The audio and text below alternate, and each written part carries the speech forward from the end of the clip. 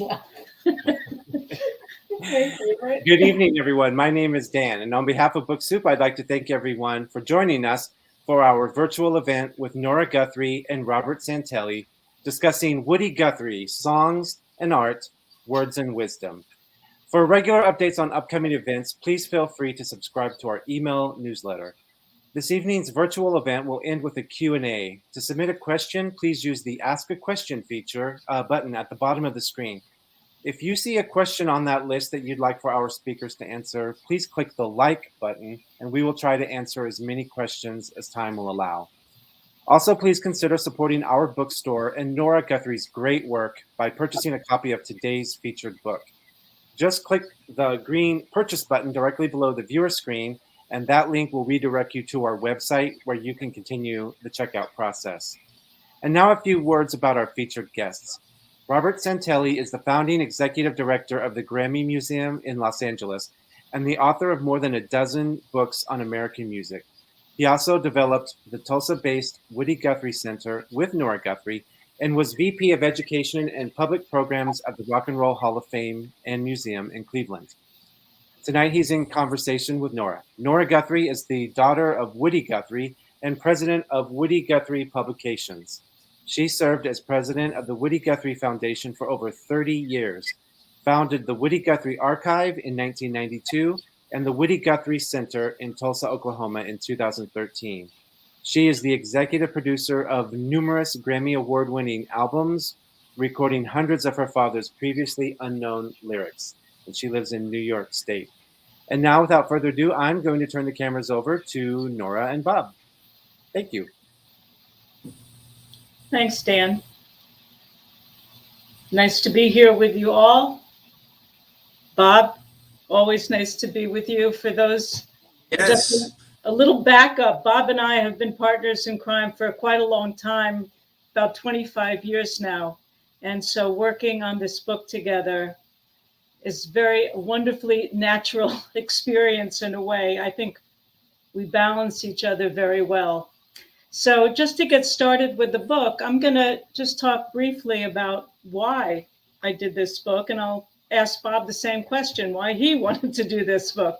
For starters, like Dan was saying, for the last 30 years, I've worked with different researchers and people in the archives, musicians, scholars, writers, teachers, filmmakers, everybody, as they went and looked into the archive for a topic that they were particularly focused on. Some people were focused on union organizing or World War II or folk singers. Some people wanted to research Bob Dylan's influence. Anyway, everyone has their own particular reason for coming to my father, coming to Woody Guthrie, because his spokes go out in 360 degrees in your life. And for me, I realized that I was part of that 360-degree life. I remember reading that Bob Dylan once said you could listen to his songs and learn how to live. And I went, oh my God, that's me. I've been listening to those songs my whole life. I guess I learned how to live. Really messages and teachings from my father. And I felt like at this point in my life, I really wanted to share a very complete picture of him, because I don't look at him in one particular area. I lived with him and look at him from all those different areas, from places that he wanted me to know about, people that he wanted me to know about, history that he wanted me to learn, and then even spiritual ideas, how he wanted me to live, what he believed in, etc. So my approach to this book was really as a daughter, very simply, and to look at it and say, what are the things that really stand out in my mind that were these important lessons that he taught me to learn how to live? And it doesn't matter whether you're a folk singer, it doesn't even matter if you like folk music. There's ideas and lessons in here that transcend that. So that's kind of my excuse for working on this book. Bob, what was yours?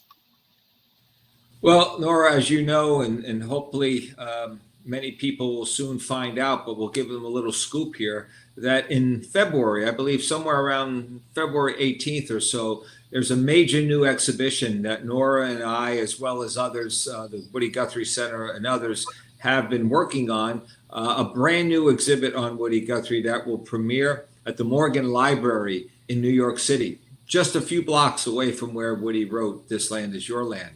And when we started to create that exhibit, just the foundation narrative as to what this exhibit would be all about and why even do a Woody Guthrie exhibit, the thought came to me that we should have a companion book to this, because I believe, as you do, Nora, that your father's words are so profound. And quite honestly, so many people have written about Woody Guthrie. There are many, many Woody Guthrie books out there, and many of them are really, really terrific. But this is a book where there's very little interpretation. It basically lets Woody speak for himself. And that's what the exhibit is as well. So some of the things that you'll see in this book are also, you'll be able to see the real deal at the Morgan Library starting in February of next year. I think they're going to announce it very, very shortly in a week or so. So you guys know it before anyone else. But for me, and for the exhibit as well as for the book, it really boiled down to one thing. As a baby boomer, I grew up with the music of Bob Dylan, and then through Bob Dylan, like so many of my people of my generation, I discovered Woody Guthrie. And then I learned how to sing in 5th grade. I learned how to sing This Land Is Your Land, and wondered who was this person who wrote this song. And a lifelong journey to understand Woody, the words, the meaning of his words, just the complexity of a very deceptively simple person.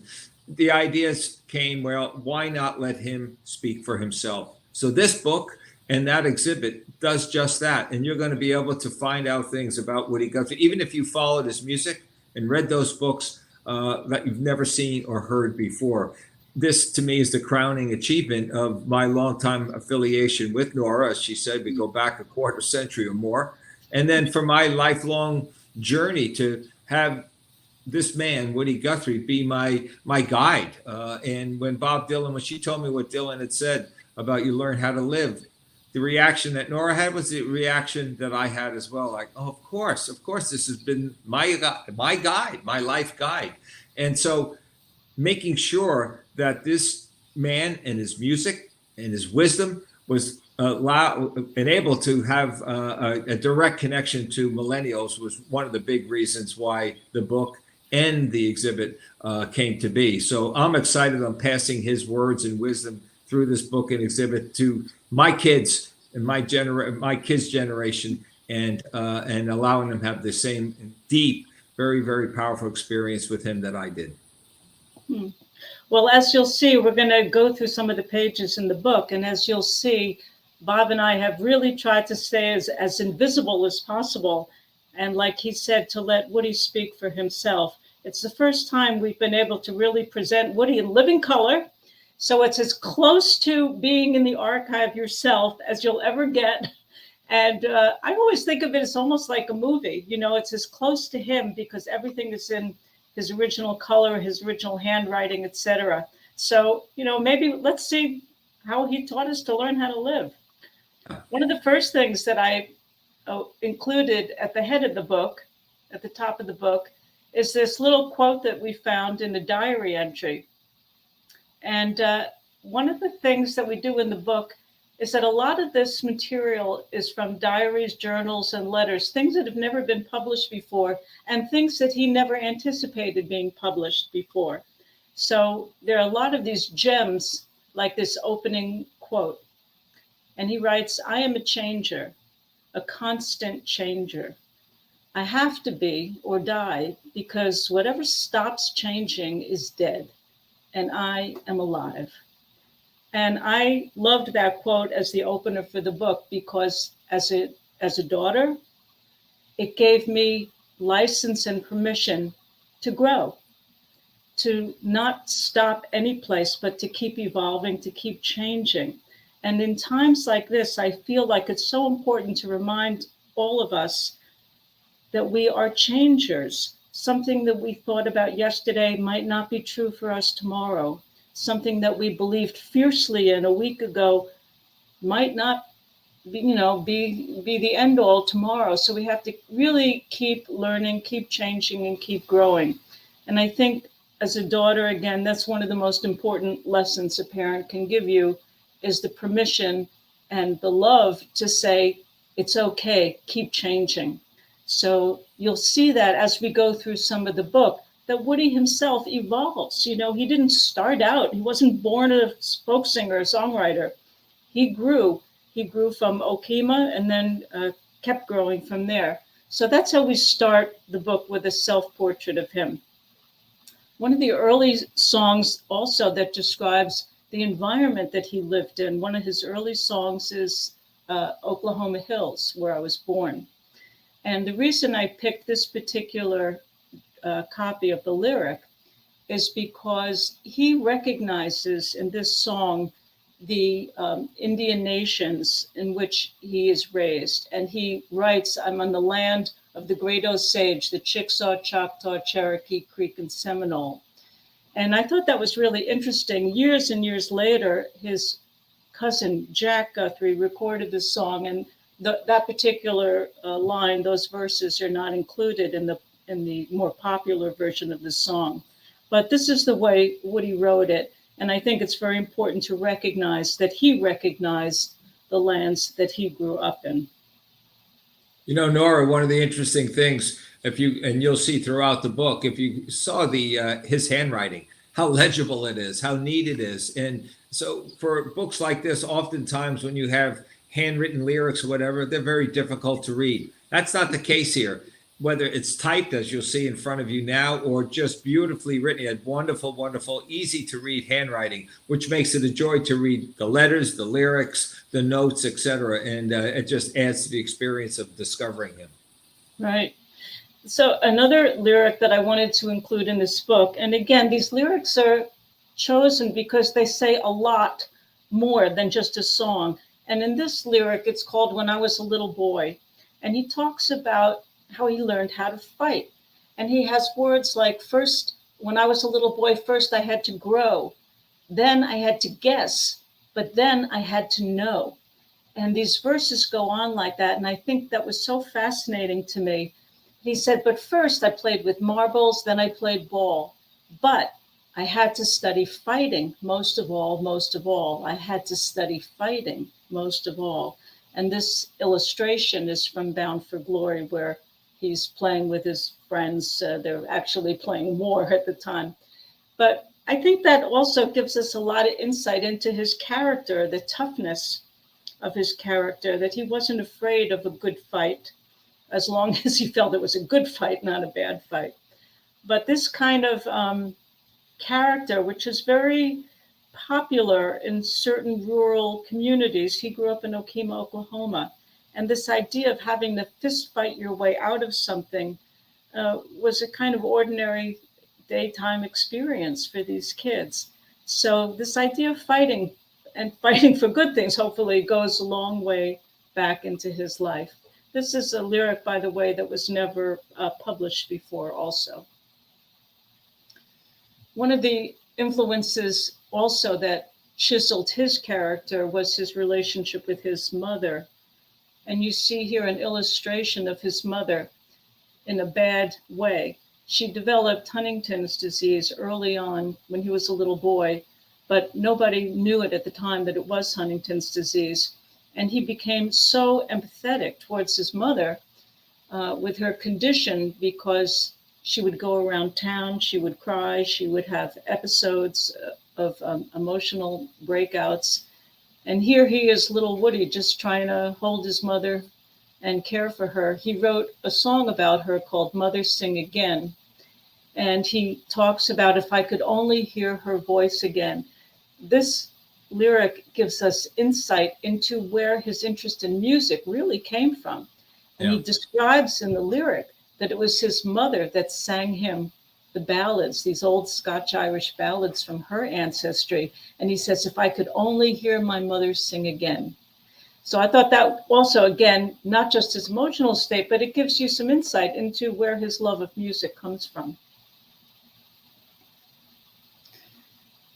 Later on, he moved to Pampa, Texas, which was the heart of the Dust Bowl era, and he wrote many of these ballads about the Great Dust Storm, Dust Bowl refugees, etc.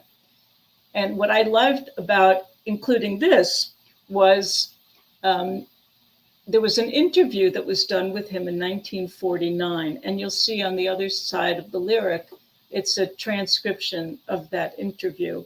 And he was asked why he wrote songs about the Dust Bowl. And he starts out the interview by saying, well, I sort of like to write about wherever I happen to be. And I just happened to be in the Dust Bowl. I mean, it wasn't something I particularly wanted or craved, but since I was there and the dust was there, I thought, well, I better write a song about it. And I love that his sense of humor comes through in that expression of the Dust Bowl. And of course, this was the first record that he made, his Dust Bowl Ballads, which included this great dust storm. And speaking about history, this is how I learned about the dust storm. I don't remember hearing about that episode in my high school history lessons and stuff, but I learned about a lot of this stuff through my father's lyrics because they're like journals, they're like a newspaper story on the 14th day of April. I remember talking to someone and saying, when was the dust storm? I went, on the 14th day of April. Oh, it was the 14th day of April in 1935. So there's a lot of education, a lot of these lyrics too, a real fun way to learn history. I think we should point out also, Nora, that, Woody had an absolute need to write, to express himself. And you see that throughout the entire book on virtually, as you'll see, any topic you can think of. He has written about it. He's commented on it. And if he wasn't writing about it, he was sketching it. Okay. If he wasn't sketching it, perhaps he was just performing the song on a street corner, whatever it might be. The need to basically create and the need to put himself and to express himself in a way that he hoped would bring greater meaning to whatever it was, whatever topic, to the people who were listening or who were looking at his work. And you see that time and again. And that always struck me about Father Woody, Nora, about how he was able to do that. I always saw him as the common man's Walt Whitman, a real chronicler of American life in a very artistic but relatable way for the average man on the street or the guy in the bar or in the coffee house, whatever it might be. And that comes through time and again through this book. Well, in his self-portrait in the book, we included his own self-description where there's a little character writing in a notebook. And under it, it says, writing, tracks behind a leaky mind. Yeah. And I thought, that's him. It's drip, drip, drip, drip, drip. I remember my mother once, we were talking about it, and we were talking about his songwriting, and she said he wrote between 3 to 5 songs a day. 3 to 5 songs a day. That's a lot of drip. And when he wasn't writing a song, like he said, he was doing art, cartoons, diary entries. Some of his letters are 50 pages long. So he seemed to need to do that. And Nora, you should, while we're at it, so we don't forget, pay tribute to your mother, because without your mother and her understanding that this was valuable to America, these writings, these sketches, etc., we wouldn't have them. She was the one basically who starts the archives, right? And that's why you've dedicated the Woody Guthrie Center to her. She's prominently thanked in Tulsa, which is great. Yeah. Thanks for reminding us all of that, Bob. That's important. Again, the early chapter that we're digging into right now has to do with self-portrait, the events and situations and people that molded his character, that chiseled his soul in certain ways.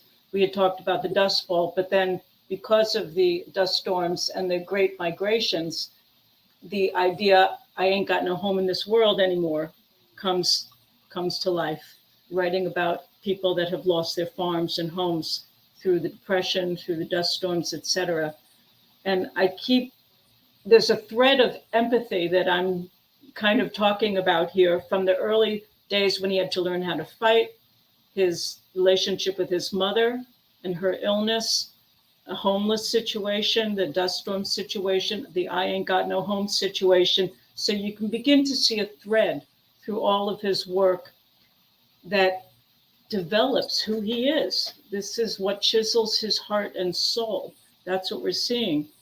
And as he travels around, this is another lyric that I always loved, Vigilante Man.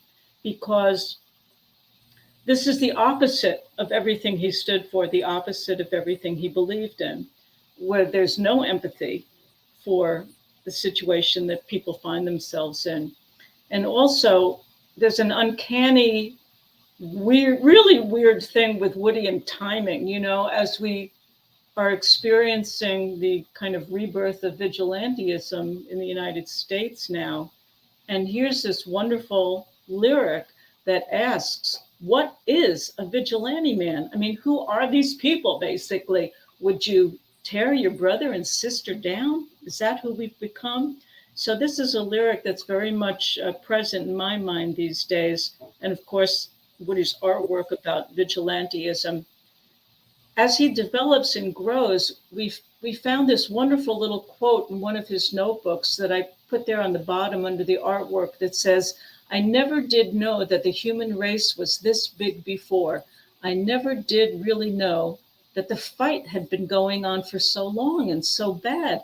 I never had been able to look out and over across the slum section or a sharecropper farm and connect it up with the owner and the landlord and the guards and the police and the dicks and the bulls and the vigilante men and their black sedans and sawed-off shotguns. He's getting an education. That's what we see here. And again, I remind myself all the time, it's not where you start, it's where you end up. And he started off as a little kid in a little town, Okima, Oklahoma, and he's growing. He says, I didn't know that the human race was this big. And I say to myself so many times a day, there are so many things that I still don't know. I never knew about this culture. I never knew about this politics and this culture. I never knew about this and that.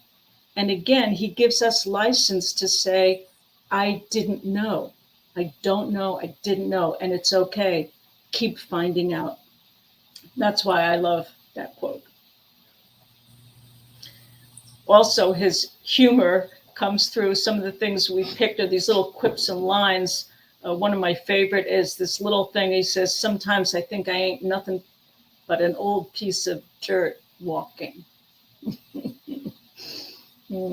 Talk about self-identity, right? So as we go through the book, we actually, Bob and I came up with a number of different chapter headings that really focus tightly, really focus on certain ideas. And one of them being geography. The places that Woody traveled are very significant to him, and he learns a lot. He keeps growing as he travels. So there's this wonderful piece of writing called This Is Our Country here, which is too long for me to read tonight to you. But basically it's about, he describes the beauty and the ugly of the country. And he emphasizes that it's because he loves the beauty of the country that he wants to fix the ugly of the country. And sometimes that gets lost when we think of protests. You know, we think of anger and violence of some kind. But this behind Woody is talking about behind all of the movement to make things better is the love of something. And he writes, it's because I loved the purty parts of the country that I felt like I had to clean up the uglier parts. That's a big piece of his philosophy right there. So as we go through the book, we do cover a number of places that he traveled. Firstly, to California. We have a love song about California, how beautiful the California stars are, which we were able to record with Wilco a number of years ago. And just opposite that, talk about the pretty and the ugly, right? Pretty California. The other side is not so pretty California. It's called If You Ain't Got the Do Re Mi, You Can't Get Into California. So again, I like the fact that he presents both sides of the picture in his lyrics. Bob, do you want to say anything about California since you're... Yeah, I mean, of course, we in 2012, Nora and I teamed up the Grammy Museum and the Woody Guthrie family to create the centennial celebration of Woody's birth. He was born in 1912. And one of the things that we did was we really charted his role in Los Angeles. And I found out that so many of the things that he did occurred a stone's throw from where the Grammy Museum is currently today on corner of Figueroa and Olympic Boulevards for those of you in LA. And of course, I don't know, 6-7 miles as crow flies from Book Soup.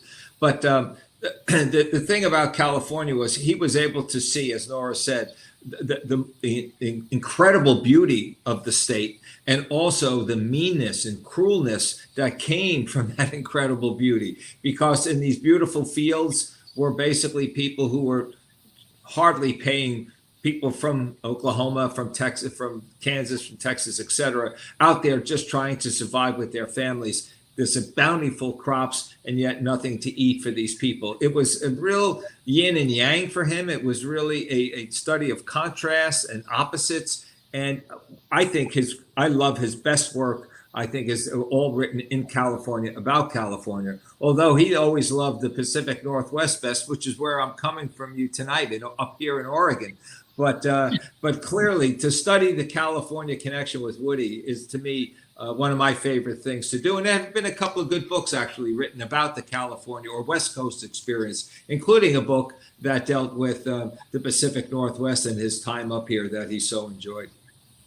And it was in California that he wrote, "I never did know that the problems were this big before, that there were so many people." So this is a real eye-opener, California, for him, and also a political eye-opener. It's where he meets Will Geer. It's where he works for the radio and the Daily Worker, writing a column. He becomes politically educated. And when he writes in that other example that I read, he starts to connect the dots. Yeah. Why these people are suffering, and what does that have to do with a landlord, and what does that have to do with a banker, and what does that have to do with a politician? He starts getting an idea that somehow these are all connected. Yeah. And notice too, if we could just go back one slide for a second, because you're going to see this again and again. He puts, look, words and music by Woody Guthrie. He's got his address there, as if for some reason somebody needed to know this. That would be something that would be important maybe 10, 20, 30 years from now. I always love his little side notes, his little comments, of which there will be others as we go through this little presentation. But he was very conscious of the fact that what he was writing was important, and wanted to identify it, whether it's putting the date on it. In some of them, like to the right there, you'll see the reinforcers on the holes for the loose leaf book that he kept them in. There were reinforcements there so they wouldn't get lost. So he had a real sense, I think, of understanding the importance of his work, as much as he did just simply jot down things for the sake of jotting down things that came to his mind. In the end, there were a lot of things that he felt were important, and that ought to be saved and preserved, which is why he did this, I think. Well, it makes me think, I want to add to that all he had were his songs. Yeah, that's right. He didn't have anything else. He didn't have a home sometimes. He barely had clothes. Usually when he traveled, he wore all of his clothes. He never had a suitcase. He would wear 2 pairs of pants and 3 shirts, a sweater, and a jacket. And that's how he would travel. So I think there might be, you could look into why these lyrics and writings have that reinforced hole puncher thing. It's because that's what he was. That's all he had was his songs. Good point. Good point. We're going to fast forward to New York City, from California to the New York Island, so to speak. And I found this wonderful quote in one of his diaries that said, there's one and only one New York. And if you don't see it, you're doing yourself and your country an injustice. It's got the best of the least for the most, and the most of the best for the least.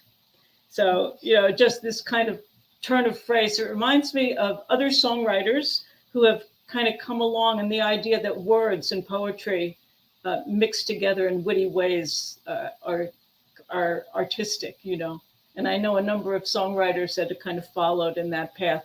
But he comes to New York. This is a copy of a notebook, a diary of his, 1947. CINYC stands for Coney Island, New York City, by the way. And he kept these diaries all the time. There's many of them in the archive. And this particular one is an example of one from New York. A lot of the writings that we show in the book are from these kind of diaries.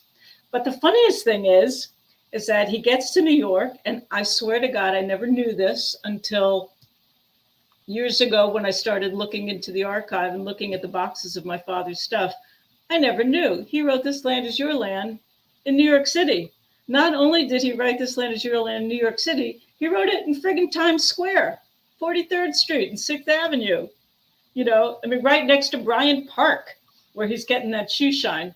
And I thought that was so fascinating. The 3-hole notebook that you pointed out, this particular lyric, he wrote on February 23rd. He arrived in New York City on February 16th.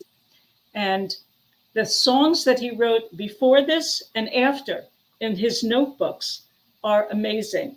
So the day before he writes this, he writes Jesus Christ, or the same week that he writes this, he writes Jesus Christ. It's in the same notebook. A day before that, he writes a song called Women's Hats. He's looking out the window of this Fleabag hotel he's staying in, and he's just observing. He writes at the bottom of the lyric, all you can write is what you see. So what is he seeing? He saw the country as he crossed it. This is a journalistic description of what he saw when he crossed the country. And I remember talking to a historian once about it and saying, this isn't like high poetry. This is journalism. He saw wheat fields waving. He saw dust clouds rolling. He saw churches where people were lined up for food. He saw signs that said private property, that you couldn't trespass. So these are images of our country as he goes across. But he also saw women's hats in New York City. And at that time, the women wore like Carmen Miranda, you know, with leaves and fruit bowls and stuff coming out of their heads. So he wrote a great song called Women's Hats. He wrote Jesus Christ the same week. He wrote a song called Government Road the same week that he wrote this song. I mean, there's 5 great songs in 5 days that we have chronicled. And the one about Government Road, which I love, is because he says, when is the government going to fix our roads? I mean, talk about timely ideas, right? Like he was talking about infrastructure in 1940. So anyway, you want to talk about This Land Is Your Land, Bob? Yeah, of course. I mean, this is my favorite thing to talk about because I think it's as Bruce Springsteen has said more than once, it's the greatest song ever written about America. You notice at the top, it says, God Blessed America, the original title of the song. And for those of you who know anything about Woody Guthrie, you know that this song, of course, was written, and not necessarily, we don't know for a fact whether it was a dig or a criticism of Irving Berlin's God Bless America. I've always thought that this song was written because Woody thought God Bless America was a pretty good song, but it didn't tell the full story. And this song basically does that. This is a song that in how many six verses or so tells so much about the American experience, how we could have such a country, a bountiful, incredibly beautiful country, and yet have people standing in line waiting for food handouts or food stamps today, or whatever it might be. It is the full spectrum. I think he thought that Irving Berlin's was just a little bit too much on the bright side, that America wasn't really as great as God Bless America says it is, that there's other sides, and Woody presents this not as a criticism of Berlin or as a criticism of America, but an instruction, if you will, that we got to fix this. As Nora said in the very, very beginning, change it. We got to change things. We got to be able to grow. And you only can grow if you can identify weaknesses or problems. And once you identify them, they change. And this basically, that's what this song does for me. But every American has sung this at one point or another. And it is, to me, still, when I see it, I still get chills. And the cool thing about it is, thanks to the Woody Guthrie Center and Nora, that this great piece of American, if you will, kind of like the Declaration of Independence or Henry David Thoreau's copy of Walden, this will be on display at the Morgan Library. So you'll be able to see this for those New Yorkers and East Coasters and get to look at such a great piece of American music history. You know, Bob, I always thought of this song like a second generation to God Bless America, because God Bless America is a song from an immigrant who came from really rough times and had hopes and dreams for this country that were fulfilled for many of them. So this is kind of the next generation. So, okay, You live here, now you're born here. You're born here. It's different. than when you're coming from a different Absolutely. culture situation. Absolutely. So I never really saw them as fighting each other. I saw them as generational, and one thing is following another. And my grandmother came from Russia in 1900. She sang "God Bless America," you know. So this is the next sequel. Maybe that's a nice way to think of it, in my opinion. One of the things that we do focus one of the chapters on is how to write songs. And thankfully, Woody wrote a book. And you can see at the top, it says, How to Write Songs. Thank you very much, Woody Guthrie. So what are you going to tell us about that? He writes at the bottom, a folk song is what's wrong and how to fix it. Or it could be who's hungry and where their mouth is. Or who's out of work and where the job is. Or who's broke and where the money is. Or who's carrying a gun and where the peace is. That's what Woody Guthrie says what a folk song is. But we go through it in there's a lot of different components to writing music. And you can see in this diary entry of his, just all these notes kind of scrambling around. And one of them screams out, we got to get organized. And I always think like that's again, a sequel to Woody learning about unions and organizing. And he started applying that word union to just about everything, whether it was musical notes or his love life. Everything. So union this and union that. So this is kind of cute, the way he talks about the notes having to get organized. One of the things we found also in one of the books is his method for writing songs a lot of times came from titles. He would write the titles down, and you'll see in the Woody Guthrie Archive in Tulsa, there's a number of notebooks that are just filled page after page with titles. There's nothing on the page. You just turn the page and it's title, title, title. And he writes just the idea of the title for your song is more than half of the battle to catch your ballad. I've got thousands of titles laid away like postal savings bonds. I spent hours and hours just writing down my ideas for titles to my songs. And then he starts riffing on all these titles. So one of the things I included, when you do a book, each page is called real estate. That's what the editors call it. And I decided to use up a lot of real estate just to show how many titles. Sorry, what we're looking at here, I'm sorry, let me go back. There's 4 more pages of titles in the book. There's just a few of them. He also felt that a song should be as long as the story you're trying to tell. He wrote some really, really short songs, and he wrote some really, really long songs.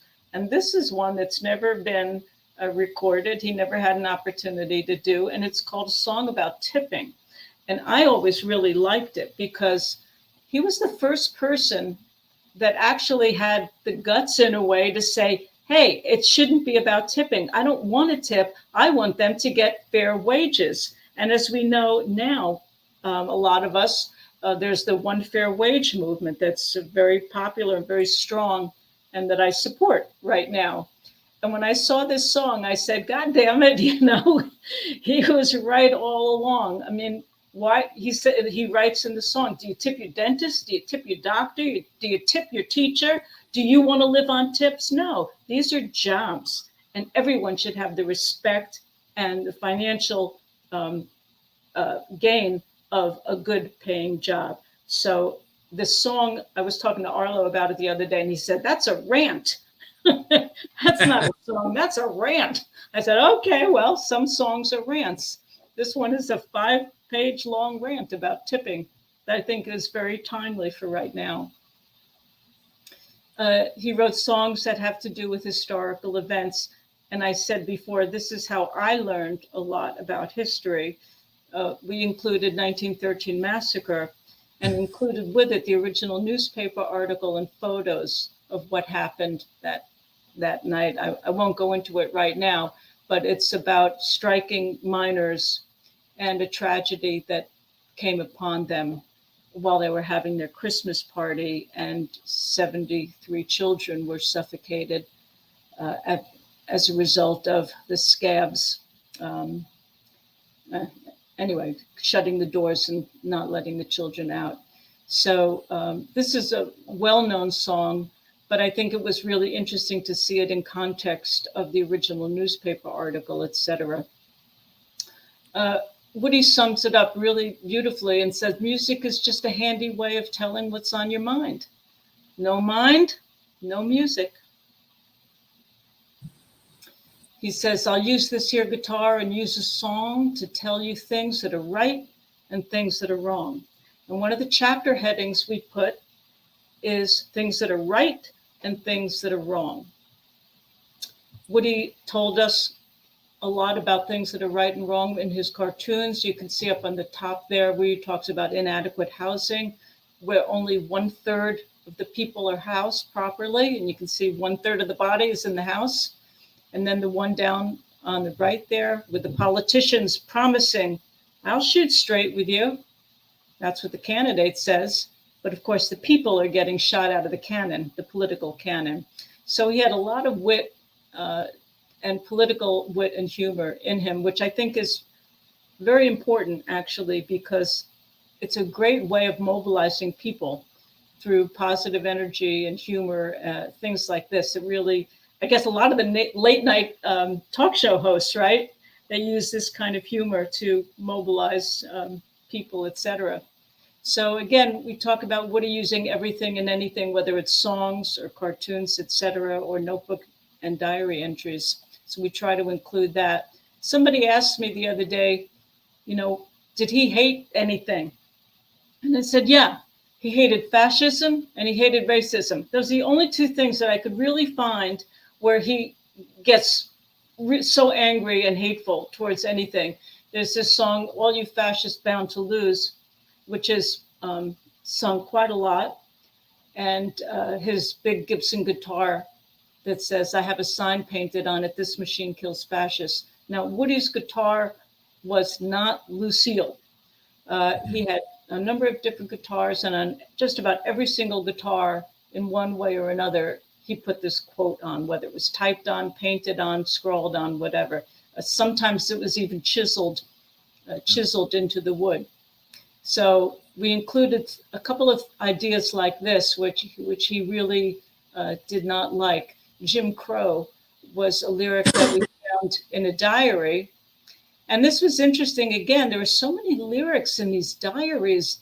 Nobody saw them. He didn't even present them as lyrics in his time.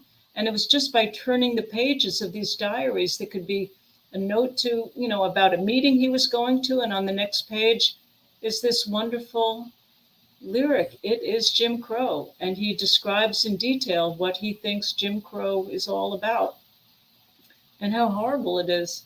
So I just wanted to use that as an example of some of the hidden lyrics in the diaries that we came across.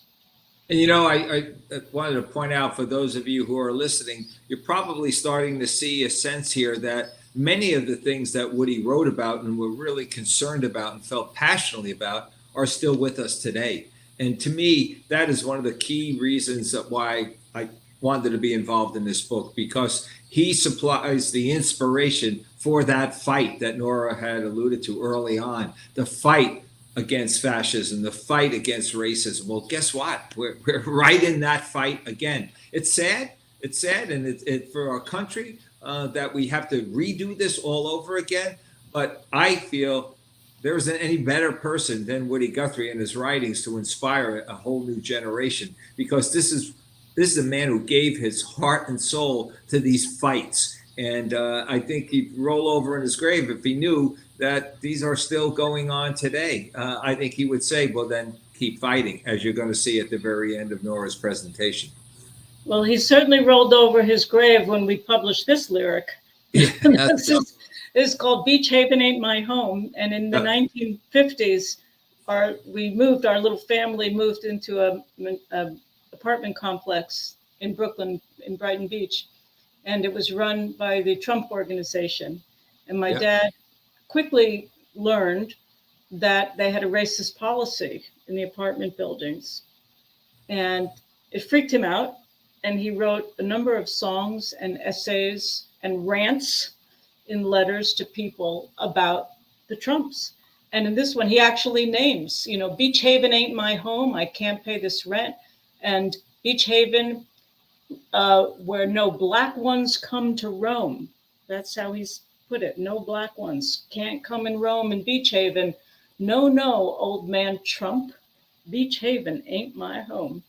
We did include some of this in the exhibit at the Morgan Library. We found the original contract for the apartment, and this lyric will be up there as well. Some things never change. Yeah. Right? Literally. So that was one of the lyrics that we included. I just love the fact that he names names, Oh, no, no, old man Trump. Beach Haven can't be my home.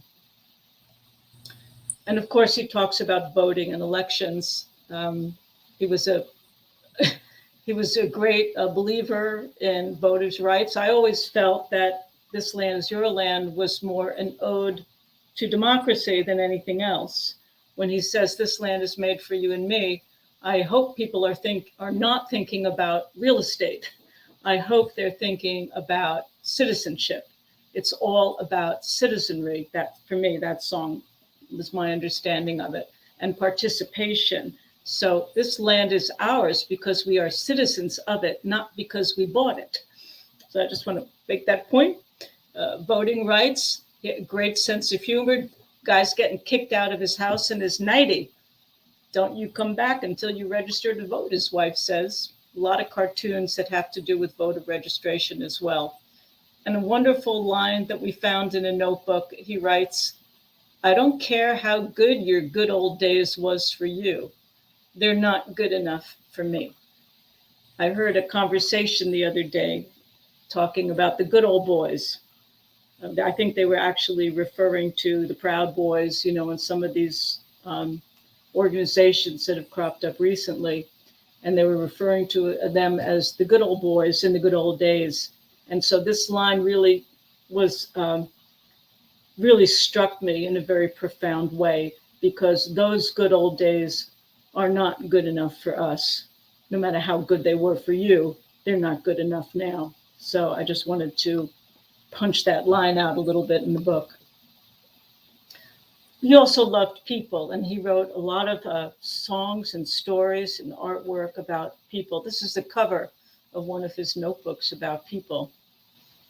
He wrote about celebrities. He wrote about sports fans. I mean, can you imagine? I never thought that if someone had asked me on a quiz show, did Woody Guthrie ever write a song about Joe Dimaggio? I would have said no, but it turns out he did. And it's called Joe Dimaggio Done It Again. And one of the cute things about these lyrics is that because he dates them, Bob, on the bottom, we are able to find out what the heck did Joe Dimaggio do on that day that was so fantastic that Woody had to write it. He'd done it again. What do you mean he done it? What did he do? And we were able to research a lot of this information because it turns out and we have the note at the bottom, following an 8-month hiatus, Joe Dimaggio returned to the New York Yankees on June 28th, 1949. You'll note that this lyric is June 30th, 1949, written the day after. Woody memorialized Dimaggio's comeback with his 29th 3-run homer in the 5th inning and a 2-out solo homer, winning the game against their rivals, the Boston Red Sox. Yeah, he was such a musical editorialist, right? I mean, he was a great reader of newspapers, as we know from all the documents in the archives. And then he just had this need to just basically interpret them for the rest of us, right? And remind us of these important events that were happening every day in America. So he is a chronicler. He's the great American chronicler. But important to who? You have 1913 Massacre on one page, and you have Joe Dimaggio on the next page. So what's important is the daily life of everybody. Right. And he is so inclusive. I know a lot of songwriters that say, oh, I would never write a song about that. It's insignificant. But to someone who likes baseball, or maybe to the street life, it's very significant. And that's what he was hearing, the street people shouting, Joe Dimaggio done it again. And Woody picked up on that passion. Another person that he wrote about was Ingrid Bergman. He wrote his love song to Ingrid Bergman, and it's kind of sexy. But if you look at the bottom of the lyric, he wrote it on February 16th. It was the day after her movie Stromboli opened up on February 15th. So he ran home and he wrote this love song to Ingrid Bergman. I think the thing that amuses me so much about his writing is his lack of self-editing and self-censoring. Again, nobody knew about these lyrics. Nobody recorded these lyrics in the early days, in the 40s, 50s, or even 60s or 70s. And maybe some people thought that they were insignificant because they're not pastures of plenty, and Dust Bowl ballads and This Land Is Your Land, It's just Ingrid Bergman. But again, to the people on the street and the people in his neighborhood, it was Ingrid Bergman. That's cool, So I love the fact that he doesn't deny himself the right to write about anything and anyone that he enjoys. Here's two more people that he wrote about. This is a song that he wrote, an ode to Franklin Delano Roosevelt when he passed away, and he writes it to Dear Mrs. Roosevelt. You have two people on this spread, a really good woman and a really bad woman. On the opposite, you have Ilsa Schor. Ilsa was a Nazi who worked in Buchenwald. She was tried for crimes against humanity, and she was actually let off because she was just following orders. So he writes two perspectives, a woman that he greatly admires and a woman who he greatly doesn't admire at all. He writes Ilsa Schor from the vantage point of an inmate of Buchenwald, and he describes literally what this person goes through and what they see. And this was another song. I was actually able to set it to music with the Klezmatics a number of years ago. It was a difficult song to sing, actually, but there it is. In case you're wondering, the newspaper article about Ilsa Schor is from Woody's own notebooks and scrapbooks. We didn't just find that. That's what he cut out, and that's where he got the information from. Union Maid, one of the great women that he admired, that he goes into. And again, as we're watching a lot of the strikes breaking out again across the country, I keep hearing Union Maid in my mind. I keep hoping to hear Union Maid on the picket line or somewhere, online. I think it's a real battle cry for what's going on in the country today. So I'm just going to pitch it out to any of you singers out there. It might be time to sing this one again, Union Maid. Can't scare me. I'm sticking to the Union. Finally, when we get to songwriting, here's another twist in the story. Woody wrote the plain record Los Gatos, and the song has been sung by very many people. Names were very important to Woody. Some of you might know the Sacco and Vanzetti stories, where he just says, Sacco, I just want to sing your name. Bart Vanzetti, I just want to sing your name. And it's like a mantra over and over and over again, the importance of saying the name. And with Los Gatos, the plane crash, there were no names when the people perished. They were being deported back to Mexico, migrant workers. Well, lo and behold, a couple of years ago, a wonderful scholar came to the Woody Guthrie archive and researched the story and the song. This is the newspaper article at the time. And lo and behold, he went out, Tim Hernandez, and he found the names of all the migrant workers being deported that perished in that crash. And sometimes I feel like Woody leaves us with an open wound, with an open question, and it's up to the next generation to solve the mystery or to heal the wound. And Tim did that. So we included the names of all of the people and the families that he found that perished in the plane crash. And we're so grateful to Tim, and there's probably other songs and stories that need wrapping up like this that he did. So that was one of the things that we were really proud to include, how these songs continue to resonate and continue to need answers and healing. And you may know this song as Deportees, just so that's the same song. Right, correct. So again, people, faces, all kinds of faces, all kinds of people, all kinds of emotions. These are just an example of some of the faces that we included in the book. And then there's the classical oil paintings that he did. He started out doing oil paintings in Pampa, Texas, and he painted portraits of famous people because his neighbors wanted to have a painting to hang on the wall. So he did Abe Lincoln, he did Jesus Christ, he did George Washington, and he would sell it for $1 and someone would put it up on the wall. And he decided early on, actually, that he said a song you could sing again and again and again and again and again, and the message gets out to many, many, many, many more people. A painting, you do it once, it hangs on someone's wall, and that's the end of it. So he kind of, just an example, but he was a pretty good painter at the same time. One of the topics that we cover is love. This is a notebook of his called Love, In and Out. And Marjorie is my mother that Bob was talking about before. So there's so many different perspectives of love that he talks about. One of the love songs that he wrote was called My New York City. And Bob and I did a conference in 1996. 6 years ago at the Rock and Roll Hall of Fame. We did a conference there at the University Northwestern. It was Case Western University. Case Western, right. And there was a panel of people. I had just started working with my father's material, and there was a panel of experts that were up there talking about my father's works. And somebody said very casually that Woody didn't write those Moon June croon love songs, that he, you know, it was all political stuff.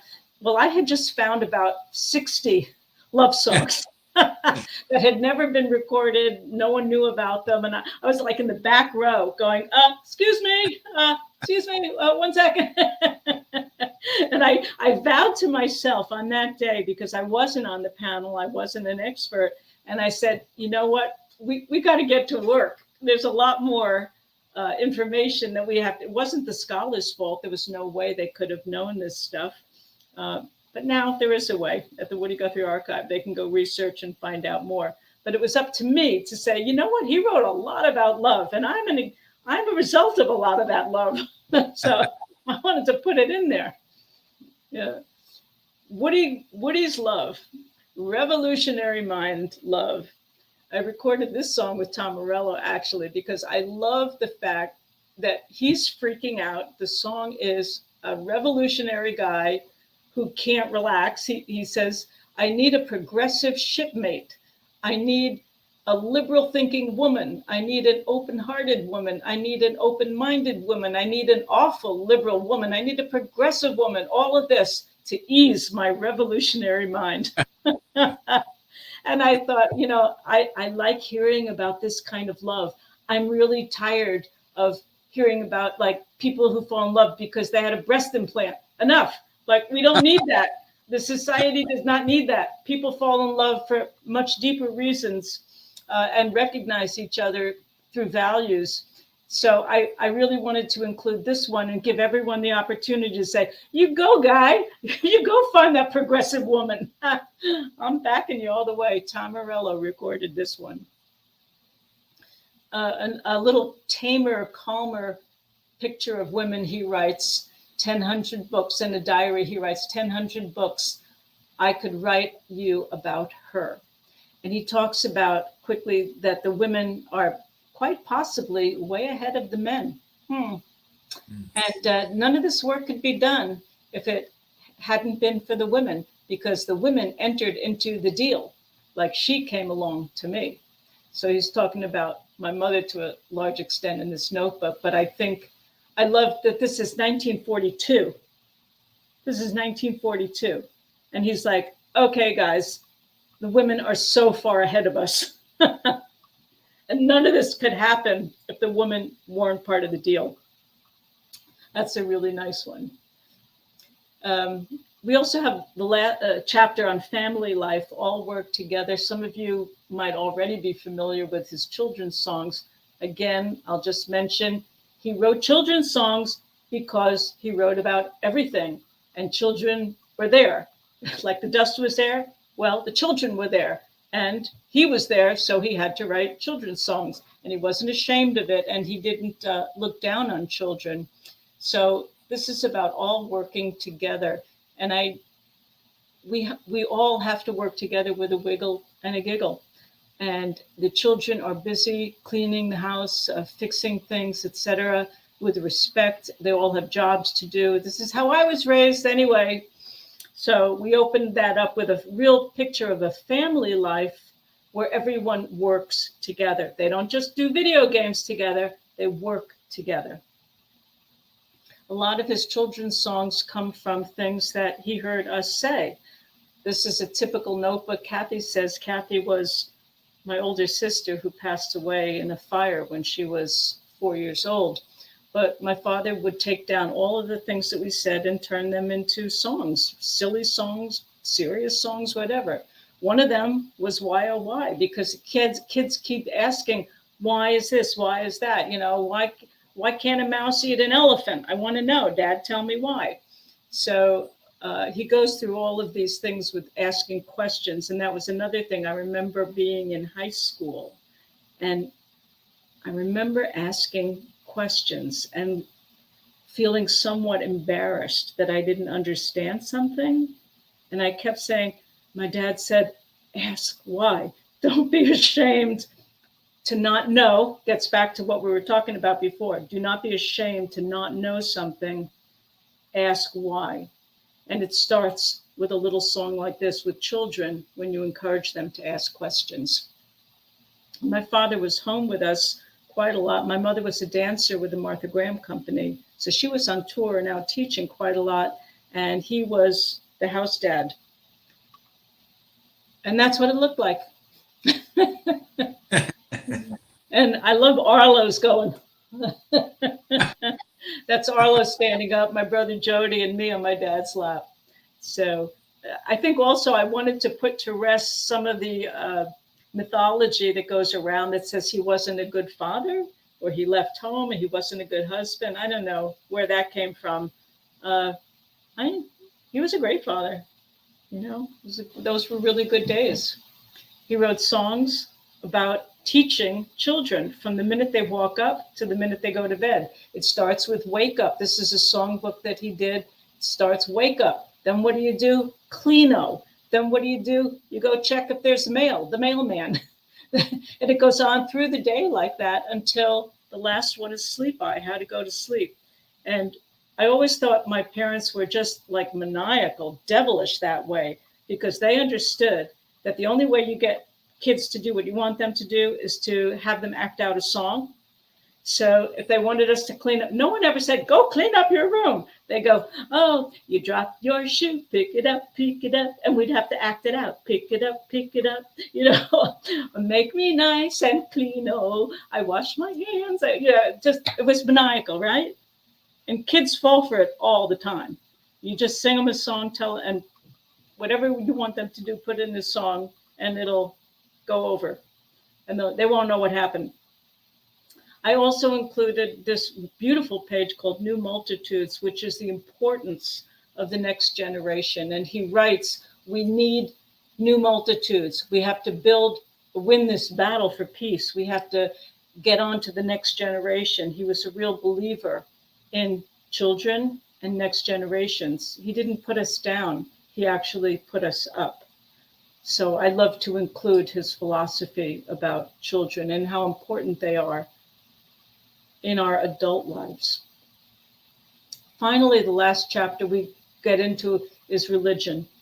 And he says it in his own words. He says, I got me sort of a one-man religion. My religion is so big, no matter who you are, you're in it.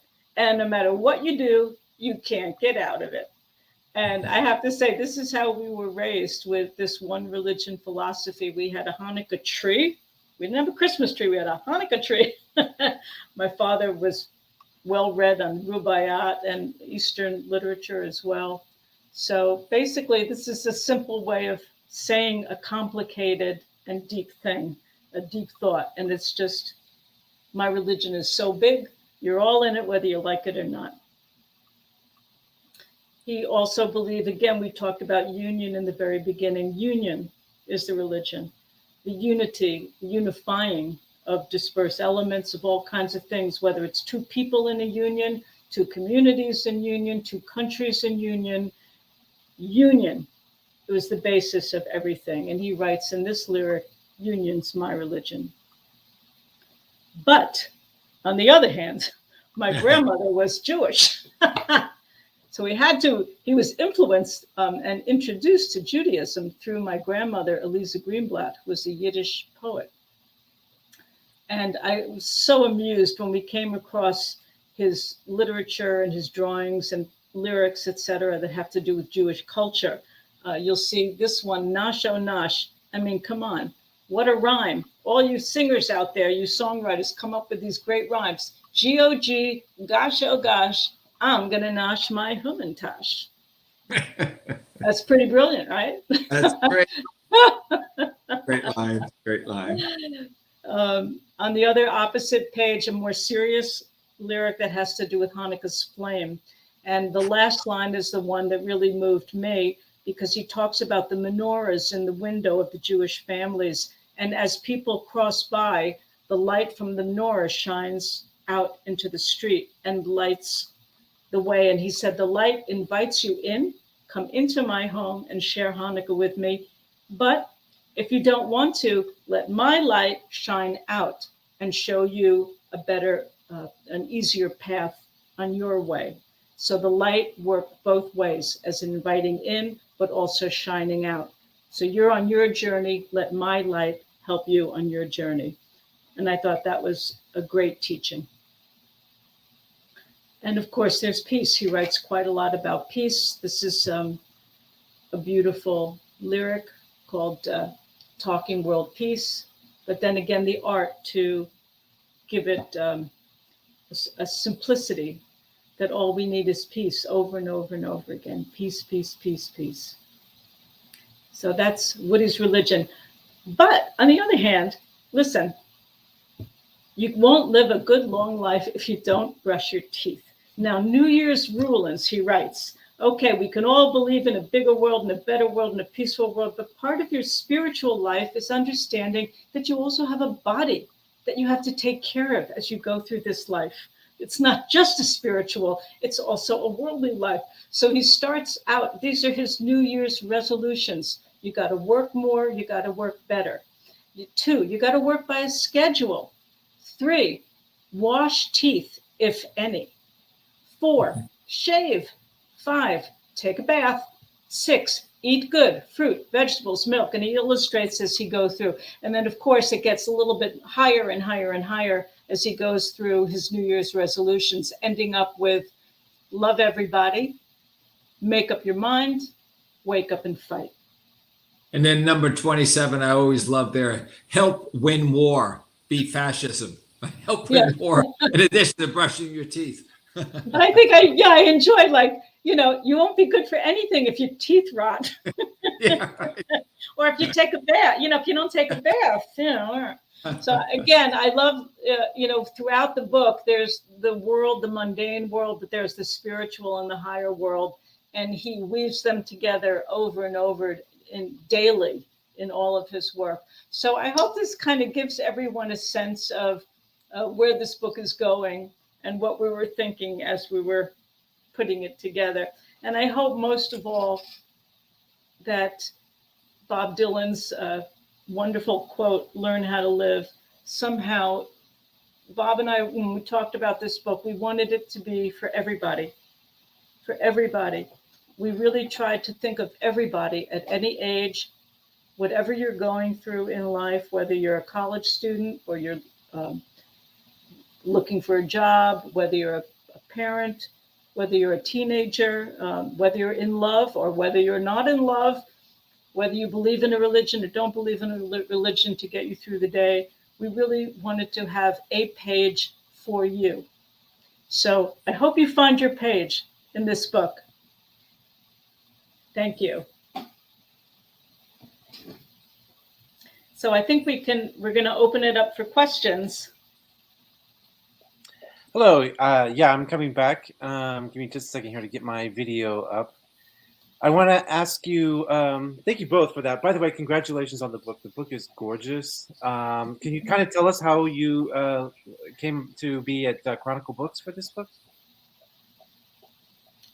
Well, it's basically our literary agent does what a literary agent does. But I had a book that was published some years ago called Greetings from E Street, the story of Bruce Springsteen and the E Street Band.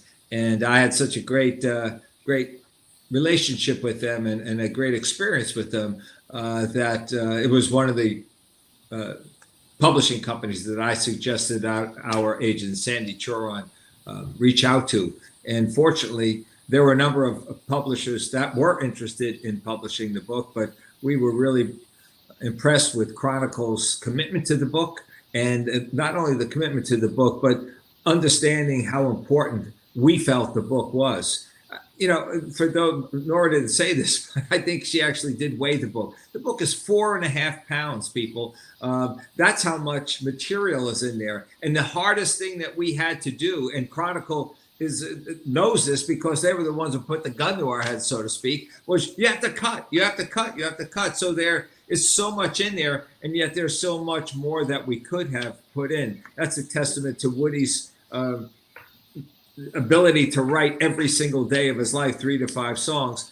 But what we've done, and I just want to take this opportunity to thank Nora for the opportunity to be a part of this project, because as much as I thought I knew about Woody Guthrie, there was a whole lot I didn't. And by going through this book and just page by page reading the materials and things, it made me a better Woody Guthrie scholar and someone who even appreciates him more. Chronicle did the same thing. They saw it, and when you see the design of this book, how beautiful it is, we knew that we made the right choice in going with Chronicle. Yeah, it's really, for the audience, if you've not seen the book yet, it's really beautiful. It's a piece of art. I'm curious, is the Morgan Library show, are there plans for it maybe to tour? There are just one of the things that we hope is we'll see how the general public responds to it, which we feel is going to be very, very positive. And that way we have some photographs and some real reviews and things for other museums to look at and check out. But there is an opportunity for it to travel. There is an interest for it to travel. So we'll see. The issue, of course, is some of the pieces are so fragile. You saw some of the original pieces there. They're on paper that 70 years old, 80 years old, and we have to be very careful in terms of what we put out there in terms of light, humidity, etc. So not every piece that is in the Morgan Library will travel. That we'd have to, as we call it in the business, rest pieces. But the hope is that it will travel and that people, not just in the greater New York, New Jersey area, will be able to experience it. But my sense to you is if you're in New York or New Jersey or in the East Coast, go see it at the Morgan Library, because we spent a lot of time trying to make this thing as good as the book, and only time will tell if we were actually successful. But I think we will be. Mm-hmm. We have a question from Caroline. She says, I love the refrigerator magnets that you guys did around the election theme. Is there any ability to buy actual prints from Woody's art, or maybe accompanied by some lyrics, or are there any plans to do so? And she says she loves the book so much. We're working on it. Yeah, we haven't had a chance to do many reproductions of the art. As well, excuse me, I did a book. I forgot. I did a book on Woody's art. I don't know if Caroline, if you know about that. A couple of years ago, it's called Woody Guthrie Artworks, and it's a very large book of mostly Woody's cartoons and art. Not reproductions for framing, but you get a good sense of all of his art that's in that book. It's with Rizzoli Publishers. James asks, will the book be published in any other formats? Maybe an audio or I don't know the answer to that question. Do you, Nora? I don't understand the question. If the book will be published in other formats, like maybe an audio book. Audio book. Oh, no, no, because a lot of it is artwork. Um, Yeah. I mean, it's on Kindle. You can get it. Is that what you mean? It's an ebook. You can get it on Kindle and all of those platforms. Okay, and that will have the images. Yeah. Mm-hmm. But the other thing we didn't mention, I don't know if there's a question about it, but every chapter is introduced by a unique person, a contemporary. And we asked them not to write an essay, not to get in the way, but to somehow that we felt there was a special connection in a contemporary person who really embodies the same life in a way that Woody did, but in contemporary times. So, for instance, Chuck D wrote an intro to Things That Are Right and Things That Are Wrong. And one of the quotes that we found of Woody's that says, I hate a bad man inside the law as much as I love a good man outside the law. And he writes that at the bottom of the lyric of Pretty Boy Floyd. And I had to laugh because here's, Chuck D, Public Enemy, Public Enemy. And I thought, well, that's the best person I could think of to talk about what's right and what's wrong in today's world. We had Jeff Daniels, the actor, do a little intro to the People chapter because Woody writes in the first person. He talks about so many different kinds of people. I thought, who in the world could really understand what Woody's going through? He embodies, we talked about from Eleanor Roosevelt to Ilsa Schor. These are two extreme characters, right? And I thought an actor would understand what that is like. So we asked Jeff Daniels to write just a tad about what it's like to embody so many, Jeff went from Dumb and Dumber to Atticus Broadway, Kill a Mockingbird right now. So he's also played the full spectrum of characters. So the reason we did it, Ani DeFranco did Love. She's very vocal about ideas about love. What is love today in today's world? We're going through a lot of re-looking at what love is and between who. And my brother Arlo wrote the chapter on spirituality because I think he really understands my father's one-man religion and lives my father's one-man religion as well. So he could speak about that, about the family life I wrote about our family in some more detail, etc. And then Douglas Brinkley, the presidential historian, wrote about This Land Is Your Land in contemporary terms again today.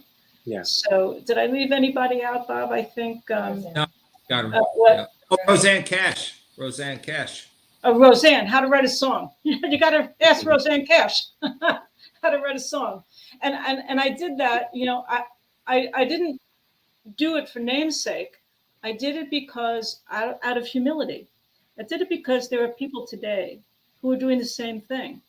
And I wanted space in the book. It doesn't, Woody isn't the end all. He's a conduit that these ideas come through. And there are so many conduits.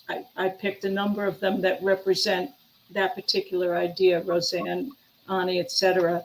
And it was really important to me, like I say, with real humility, to say there are so many people out there that are still continuing these thoughts. Woody didn't invent them. They've been around with mankind for his, ideas of justice and equality and kindness and love. I mean, this is the full spectrum of humanity. So that's why I wanted these people to be part of the book, really. I thought that was a wonderful touch. I was reminded that I came to Woody, 25 some years ago with Mermaid Avenue, with Billy Bragg, and that was sort of my entrance into Woody Guthrie with Wilco and everything. So it's nice. I've worked with Billy so much, and I thought, who else embodies the character, the persona, the real living persona of Woody in every way, as an entertainer, as a performer. And at the time, it was Billy. That's the first thing that comes to your mind, when you think of a guy like that. And of course, other people have come through and continue that work. I told you I work with Tom Morello and some other people. So I just love the idea that these ideas are continuous, always will be. There's kind of no end, unfortunately. Humanity has a lot of gray areas and a lot of dark areas. So the idea is to create a dam in a way. We create a stoppage and say, okay, we understand that humanity has these issues, but we can hold it off. We can hold it back and we can move it forward. I always think of it like a soccer game. There's a goalpost and we kind of inch the ball up. Billy had this great song, Upfield, Billy Bragg. You inch the ball upfield, and it's up to all of us. Bob and I, we look at this book and say, we want to inch the book. We want to inch the ball up a foot, whatever we can. You pass this book around. I know so many people have said, I want to give this to my children. I want to give this to my grandchildren. That's inching the ball up. We stand with these new multitudes. That's all of you kids, all of your kids, all of your students, all of these kids. That's the new multitudes that Woody writes about, and there always will be a need for new multitudes. And we're here as the elders to pass the ball up. The last page in the book, I didn't get a chance to show you, is Woody's words. He says, I'm not gone, I'm not resting. Your time now. Your time now. It's not our time. We're handing it over to you. This book is my way. I'm 70-something now. And it was really my way of handing it over to my kids and to the next generations. Yeah. I guess that's you, Dan. Well, I think that's a wonderful place to stop. I want to thank you both for your time and congratulations again. It's a beautiful document. And I'm glad it's out in the world now, and I really hope people find their way to it. So thank you for doing this event with us tonight. Thank you very much.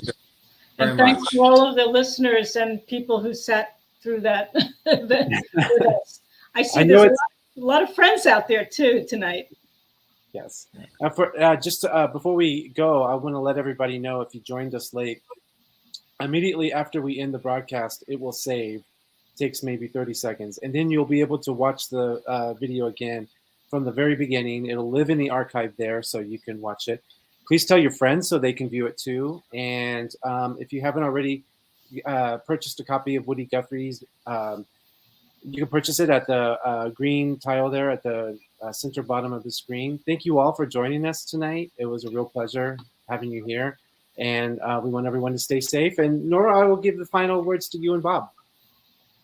As my dad would say, take it easy, but take it. Agreed. Good night. Okay. Good night, everyone. Thanks.